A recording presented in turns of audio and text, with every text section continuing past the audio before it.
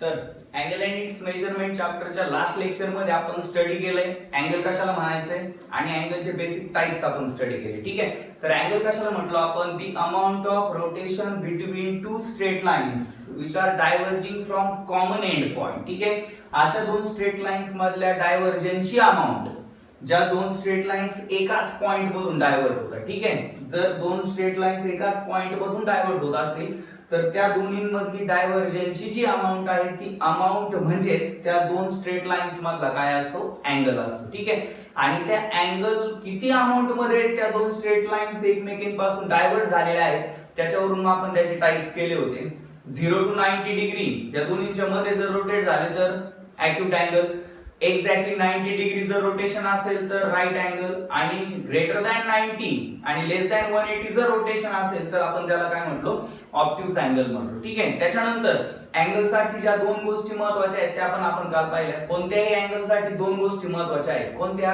Amount of rotation, त्या दोन straight lines एकमेकींपासून किती अमाउंट मध्ये रोटेट झाले याच्यावरून काय फाइंड करतो आपण, मॅग्निट्यूड फाइंड करतो त्या अँगलचं. ठीक आहे. म्हणजे जर अँगल 30 डिग्रीचा असेल, 45 डिग्रीचा तुम्ही ड्रॉ केलेला असेल, 60 डिग्रीचा ड्रॉ केलेला असेल, 120 डिग्रीचा ड्रॉ केलेला असेल तर हे 30 डिग्री, 45 डिग्री, 60 डिग्री, 120 डिग्री म्हणजेच काय, त्या अँगल्सचे मॅग्निट्यूड. ठीक आहे. आणि दुसरी कोणती गोष्ट महत्त्वाची आहे तर direction of angle, direction of rotation. ठीक आहे. आणि त्या डायरेक्शन ऑफ रोटेशन वरून आपण काय ठरवतो, साइन ऑफ अँगल. ते कसं पहा, सपोज पॉझिटिव्ह अँगल आणि निगेटिव्ह अँगल हे अँगलचे टाइप्स नाही ना, हे दोन कन्सेप्ट आहेत. अँगल पॉझिटिव्ह केव्हा असतो आणि निगेटिव्ह केव्हा असतो. ठीक आहे.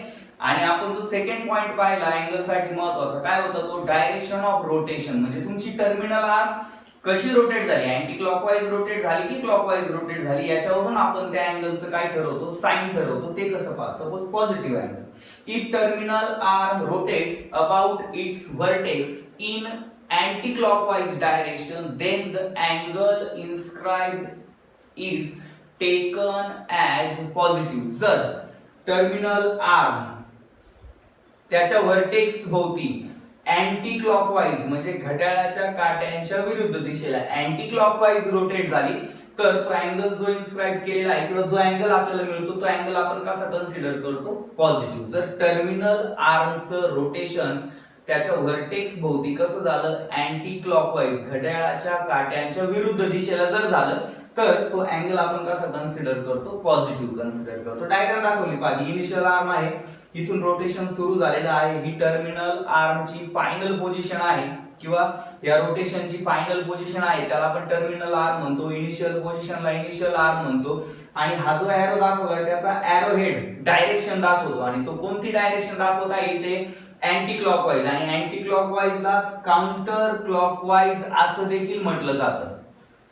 म्हणजे क्वेश्चन मध्ये कधी कधी अँटी क्लॉकवाईजच्या जागी काउंटर क्लॉकवाईज वर्ड यूज केलेला असतो. मग काउंटर क्लॉकवाईज म्हणजे पण काय, अँटी क्लॉकवाईज. ठीक आहे. आणि मग जर terminal arm anti clockwise rotate झाली तर अँगल कसा असतो, पॉझिटिव्ह असतो. ठीक आहे. याच्या उलट निगेटिव्ह अँगल, निगेटिव्ह अँगल काय असेल, याच्या उलट कंडिशन घ्यायची. If terminal arm rotates about it's vertex in clockwise direction, then the angle inscribed is taken as negative angle. ठीक आहे. जर टर्मिनल आर्म कशी रोटेट झाली, क्लॉकवाईज घड्याळाच्या काट्याच्या दिशेत जर रोटेट झाली तर जो अँगल मिळतो तुम्हाला तो अँगल कसा घेतो आपण, निगेटिव्ह. ठीक आहे. इनिशियल आर्म आहे, ही फायनल पोझिशन आहे, हा एरो हेड डायरेक्शन दाखवतोय टर्मिनल आर्मच्या रोटेशनची. ती डायरेक्शन कशी आहे, क्लॉकवाईज. क्लॉकवाईज डायरेक्शन मध्ये रोटेट झालं तर निगेटिव्ह असतो अँगल आणि अँटी क्लॉकवाईज किंवा काउंटर क्लॉकवाईज रोटेट झालं तर अँगल कसा असतो, पॉझिटिव्ह असतो. ठीक आहे. तर हे होते पॉझिटिव्ह आणि निगेटिव्ह अँगल. आता पुढचा पॉइंट असणार आहे आपला टाइप्स ऑफ अँगल.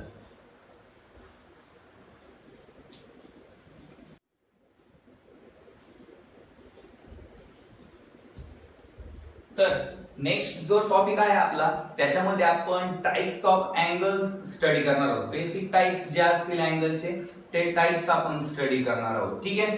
तर त्या टाइप्स मध्ये बेसिक टाइप्स आहेत ॲक्यूट अँगल, राईट अँगल आणि ऑब्ट्यूस अँगल, जे याआधी तुम्ही स्टडी केलेले आहे. ठीक आहे.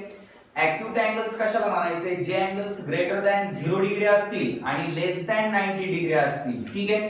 त्या अँगल्सला आपण काय म्हणतो, ऍक्यूट अँगल्स म्हणतो. ठीक आहे, सगळे मग 0 डिग्री आणि 90 डिग्रीच्या मध्ये जेवढे पण अँगल्स येतील ते सगळे अँगल्स कोणते अँगल्स असणार आहेत, ऍक्यूट अँगल्स असणार आहेत. ठीक आहे, मग फॉर एक्झाम्पल इथं मी 30 डिग्रीचा अँगल ड्रॉ केलाय, मग तो अँगल कोणता असणार आहे, ऍक्यूट अँगल. जे पण अँगल्स, जे सगळे अँगल्स ग्रेटर दॅन 0 डिग्री असतील आणि लेस दॅन 90 डिग्री असतील त्या सगळ्या अँगल्सला आपण काय कन्सिडर करतो, ऍक्यूट अँगल्स. ठीक आहे, त्याच्यानंतर आहे राईट अँगल. हे देखील तुम्ही स्टडी केलेला आहे किंवा राईट अँगल्स तुम्हाला नोन आहेत. राईट अँगल्स म्हणजे कोणते अँगल्स, जो अँगल एक्झॅक्टली 90 डिग्रीचा असेल त्या अँगलला आपण काय कन्सिडर करतो, राईट अँगल कन्सिडर करतो. जसं डायग्राम मध्ये दाखवलंय पहा, हा अँगल एक्झॅक्टली 90 डिग्रीचा आहे. ठीक आहे, मग त्या अँगलला काय म्हणायचंय, राईट अँगल म्हणायचंय. ठीक आहे, ग्रेटर दॅन 0 डिग्री असेल, लेस दॅन 90 डिग्री असेल तर त्याला आपण काय म्हणतो,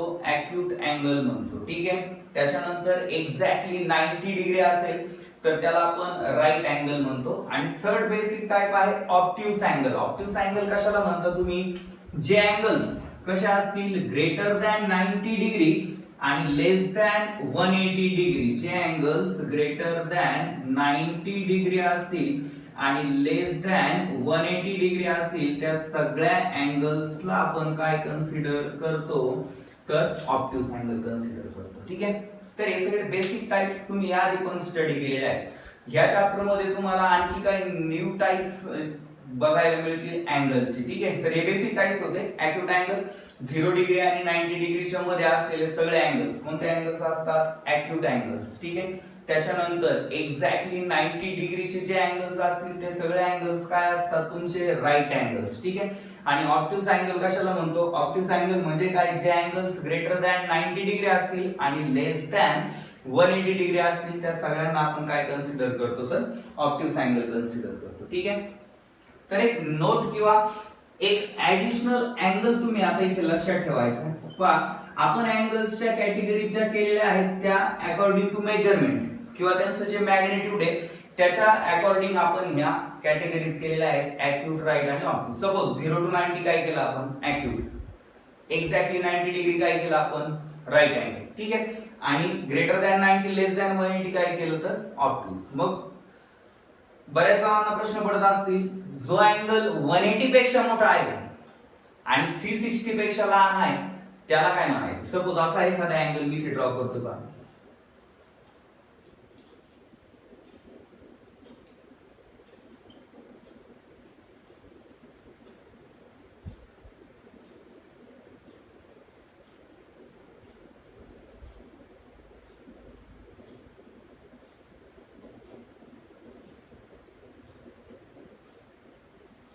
ठीक आहे. आता हा जो अँगल मी ड्रॉ केलेला आहे तो अँगल आहे 210 डिग्रीज, 210 डिग्रीज. ठीक आहे, आता हा वरील पैकी कोणत्याही कॅटेगरीत बसत नाही. 0 to 90 जर असता तर त्याला आपण ऍक्यूट अँगल कन्सिडर केला असता किंवा तो ऍक्यूट अँगलच्या कॅटेगरीमध्ये आला असता. ठीक आहे, तो जर एक्झॅक्टली 90 डिग्री असता तर तो राईट अँगलच्या कॅटेगरीमध्ये आला असता. ठीक आहे, आणि जर तो ग्रेटर दॅन 90 डिग्री आणि लेस दॅन 180 असता तर तो कोणत्या अँगलच्या कॅटेगरीत आला असता, ऑब्ट्यूस अँगल्सच्या कॅटेगरीत आला असता. ठीक आहे, पण हा जो अँगल आहे तो वरील कोणत्याही कॅटेगरीत बसत नाही. मग जे अँगल्स, लक्षात ठेवा, जे अँगल्स ग्रेटर दॅन 180 डिग्री असतील आणि लेस दॅन 360 डिग्री असतील त्या सगळ्या अँगल्सला आपण रिफ्लेक्स अँगल्स म्हणतो. त्या अँगल्सला काय म्हणायचंय, रिफ्लेक्स अँगल्स म्हणायचे. जे पण अँगल्स ग्रेटर दॅन कशा असतील 180 डिग्री आणि लेस दॅन 360 डिग्री असतील तर त्या सगळ्या अँगल्सला काय म्हणायचं आहे, रिफ्लेक्स अँगल्स म्हणायचं आहे. ठीक आहे, तर हे 3 बेसिक टाइप्स तुम्ही पाहिले होते. आणखी 2 बेसिक टाइप्स तुम्ही याच्या आधी स्टडी केलेले होते. 10th पर्यंत तुम्ही जी पण जॉमेट्री शिकला त्याच्यामध्ये ते अँगल्स तुम्ही स्टडी केलेले आहेत. हा रिफ्लेक्स अँगल तुमच्यासाठी नवीन होता. 0 to 90 डिग्री जर असेल तर ऍक्यूट अँगल, एक्झॅक्टली 90 डिग्री असेल तर राईट अँगल. ठीक आहे, ग्रेटर दॅन 90 लेस दॅन 180 असेल तर ऑब्ट्यूस अँगल. पण ग्रेटर दॅन 180 आणि लेस दॅन 360 असेल तर त्याला आपण काय म्हणतो, रिफ्लेक्स अँगल म्हणतो. ठीक आहे, आणखी 2 ऍडिशनल अँगल्स तुम्ही पाहिलेले असतील.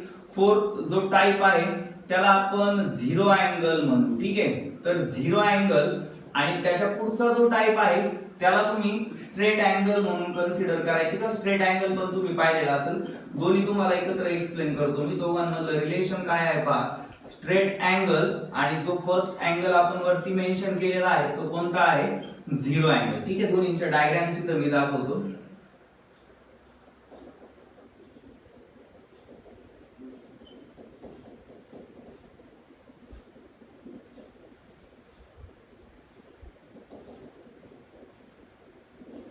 आणि हा आहे स्ट्रेट अँगल. ठीक आहे, हे दोन्ही पण अँगल तुम्ही याच्या आधी 10th ला असताना किंवा 10th च्या आधी स्टडी केलेले असतील. ठीक आहे,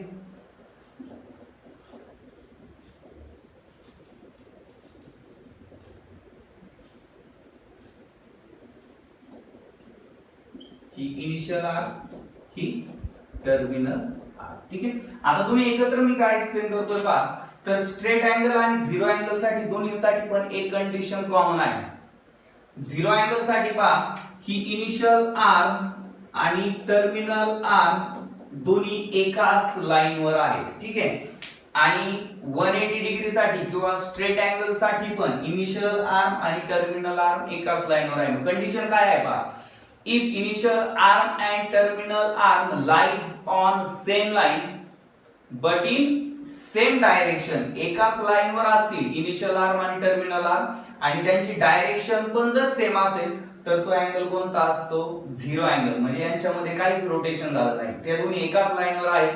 इनिशियल आर्म टर्मिनल आर्म दोघी एकाच लाईनवर आहेत आणि त्यांची डायरेक्शन पण सेम आहे. ठीक आहे, म्हणून तो झिरो अँगल. आणि इथं काय कंडिशन आहे, इनिशियल आर्म आणि टर्मिनल आर्म ह्या एकाच लाईनवर आहेत, lies on same line, but त्यांची डायरेक्शन कशी आहे, अपोजिट. ठीक आहे, जर अँटी क्लॉकवाईज डायरेक्शन झालं तर आपण त्याला प्लस 180 डिग्री कन्सिडर करतो स्ट्रेट अँगलला, आणि क्लॉकवाईज जर रोटेशन झालं तर तो काय असणार आहे, मायनस 180 डिग्री. ठीक आहे, इथं कोणतंही रोटेशन झालेलं नाही, म्हणून इनिशियल आर्म टर्मिनल आर्म एकाच लाईनवर आणि एकाच डायरेक्शन मध्ये असतील तर झिरो अँगल.